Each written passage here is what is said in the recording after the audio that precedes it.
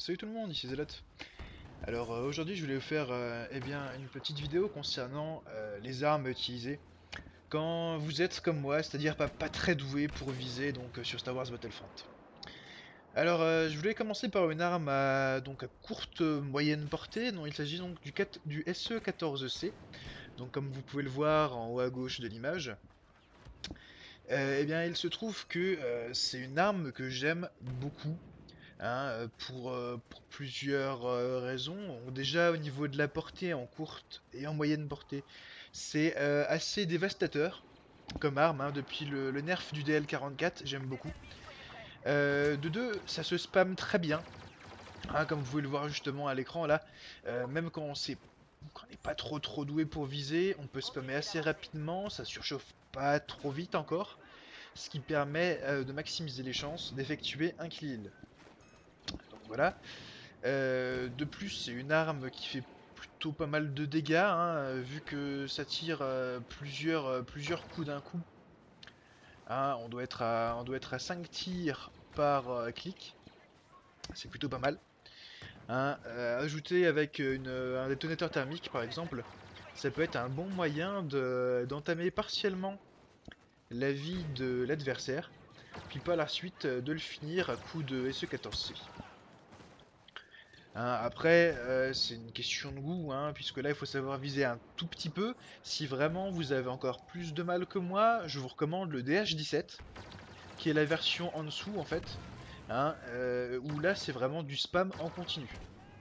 Ça fait un petit peu moins de dégâts, néanmoins, ça peut se révéler être une option tout à fait viable pour des combats à courte portée. Donc voilà. Le SE14C, sinon, sur les différentes maps qu'on peut jouer, hein, donc principalement, moi je le privilégie sur des petites cartes.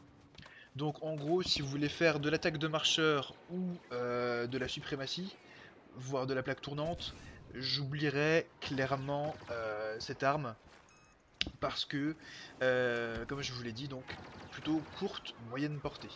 Or, sur des grosses cartes où c'est du 20 contre 20, je vous conseillerais plutôt une arme moyenne, longue portée, afin donc de maximiser les dégâts à l'adversaire. Au niveau des cartes des étoiles que je joue avec, bon le jetpack, même si en l'occurrence sur la carte que vous voyez donc à l'écran haute, c'est pas forcément la meilleure carte à jouer, néanmoins ça peut dépanner un petit peu, ajouter de la mobilité complémentaire. Moi j'aime bien.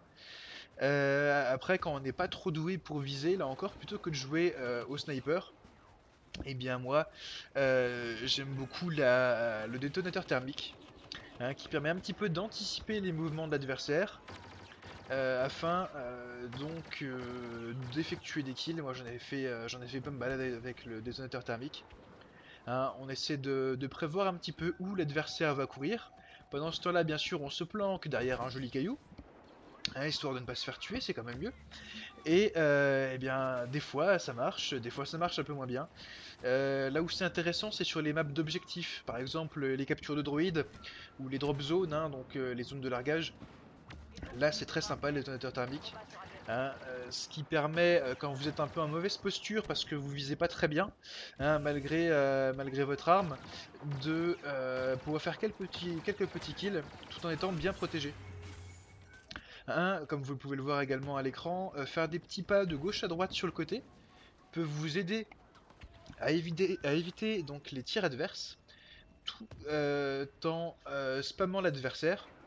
Ce qui fait que vu que les 3 ou les 5, en l'occurrence vu que les 5 tirs en l'occurrence donc du SE14C arrivent sur l'adversaire à un intervalle décalé, et bien vous avez plus de chances de le tuer en fait, de le toucher.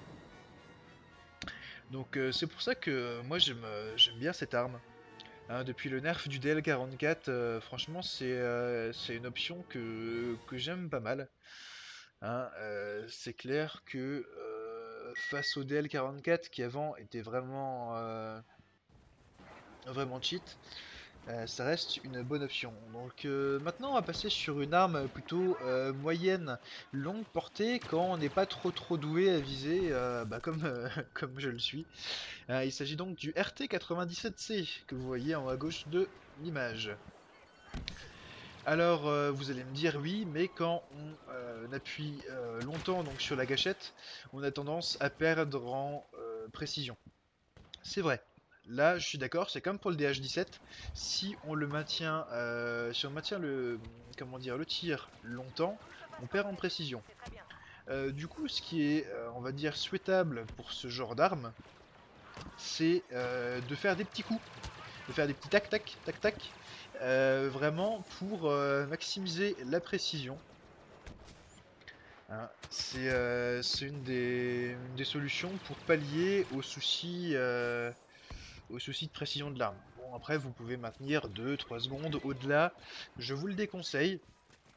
Essayez de faire un petit peu de dodge, hein, gauche droite, de vous planquer pour faire refroidir l'arme et ensuite recontinuer votre série de petits coups. Après, c'est clair que face à un EE3 par exemple, là, l'adversaire, s'il lui vise bien, bah forcément il vous aura plus facilement. Là encore, c'est bien quand on est un petit peu plus doué, quand on s'est bien entraîné avec le RT97C, hein, parce que derrière, quand on est encore, on va dire, débutant avec le RT97C, c'est mieux de le conserver longtemps, histoire de prendre la main, hein, de s'entraîner à avoir un meilleur aim, à avoir une meilleure, on va dire, technique pour viser, avant éventuellement de passer à un E3 qui lui fait plus de dégâts, mais nécessite plus de précision. Là encore, face au problème de surchauffe du RT97C, moi ce que je vous conseille c'est de bien mettre à profit les reloads entre guillemets perfect. C'est-à-dire que quand votre arme surchauffe, eh bien, quand elle est comment dire à la charge maximale, vous avez donc des parties jaunes au niveau donc de la surchauffe. Et donc quand la barre de comment dire de refroidissement arrive à cet endroit, tac, vous appuyez sur R comme à l'instant pour avoir le refresh de l'arme et donc pouvoir continuer à viser. Là encore, c'est important pour bien maîtriser le RT97C. Ça permet justement d'avoir un feu, on va dire, presque continu, ce qui n'est pas négligeable quand on n'est pas forcément doué pour viser. Hein, c'est vrai que, bon, pour débuter, moi j'ai eu beaucoup de mal, hein, à faire des kills puisque bah, j'utilisais ce que tout le monde jouait, c'est-à-dire bah, du A280C voire du E11. Toutefois, moi je suis pas un habitué donc des FPS et c'est pour cela que j'avais un petit peu plus de mal que les autres. Du coup, utiliser des armes qui spamment bien, donc comme les deux que je viens de vous présenter, ça peut être une bonne option pour pallier à votre manque de précision en fait. Là encore, comme carte des étoiles, plusieurs options peuvent être intéressantes.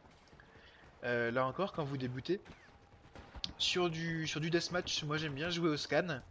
Donc la carte que vous avez actuellement à l'écran, puisque ça permet un petit peu de scout, entre guillemets, hein, de scout l'adversaire, de le repérer et d'anticiper ses mouvements.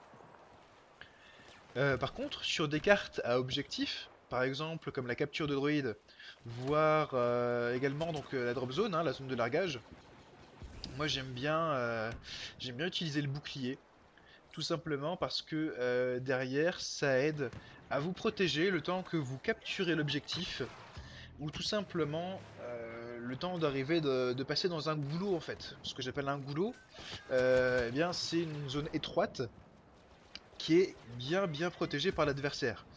Hein, donc moi j'utilise les boucliers, hein. De toute manière les boucliers, pour voir la jauge de celui-ci c'est simple. Autour de votre barre de vie vous aurez une ligne bleue, et au fur et à mesure que vous recevez des tirs, donc quand le bouclier est actif, eh bien cette barre diminue. Hein, pourquoi utiliser dans ces cas le bouclier? C'est simple, bah vous foncez dans le tas, vous lancez une grenade sur le côté, vous essayez de vous planquer un petit peu, de repérer les ennemis, et ensuite vous défouraillez tout avec vos armes à, comment dire, rapide capacité de tir. Bon, c'est sûr que ça ne marche pas toujours face à des joueurs très expérimentés. Néanmoins, ça peut vous aider face à des situations un petit peu plus périlleuses. Donc voilà, c'est clair que depuis le nerf du DL44 au niveau des cartes des étoiles, moi je privilégie vraiment le détonateur thermique. Parce que avant, eh bien, je jouais à l'arbalète, qui était très pratique quand on n'était pas trop doué pour viser. Là encore, le détonateur thermique est maintenant une option beaucoup plus simple quand on débute. Au niveau ensuite des atouts spéciaux, moi j'aime bien utiliser la carte euh, comment dire, qui empêche l'ennemi de vous repérer sur la carte, hein, qui permet donc de jouer de façon un petit peu plus safe. Et c'est franchement ce qui fait la différence sur beaucoup de games, hein. Quand on n'est pas, encore une fois, un PGM, vraiment un habitué donc, de ce genre de jeu, hein, donc la carte scout, c'est très très pratique pour se faufiler à gauche à droite et éviter d'être trop repéré. Encore, ça ne remplace pas une bonne vision du jeu, hein, ça s'acquiert petit à petit, mais ça peut vous aider à vous déplacer un petit peu plus furtivement et à faciliter certaines éliminations. Donc voilà, bah écoutez, j'espère que cette vidéo vous aidera à l'avenir. Hein, c'est clair que c'est pas forcément simple quand on débute. Hein, je l'ai expérimenté moi-même. Néanmoins, avec un petit peu de temps et d'expérience, on s'améliore tout doucement. Donc, ne vous inquiétez pas si, au départ, vous galérez un peu. C'est tout à fait normal face à des joueurs très expérimentés, hein. Moi, j'ai eu l'occasion de jouer avec pas mal de joueurs qui connaissaient très bien le monde du FPS, hein, issus de Battlefield, voire de Call of. C'est vrai que c'est des joueurs qui ont plus l'habitude. Néanmoins, persévérer, essayez avec ces armes-là, et ma foi, donnez-moi des nouvelles en commentaire, n'hésitez pas. Donc voilà, c'était Zelote, je vous souhaite un bon jeu. Salut, à plus!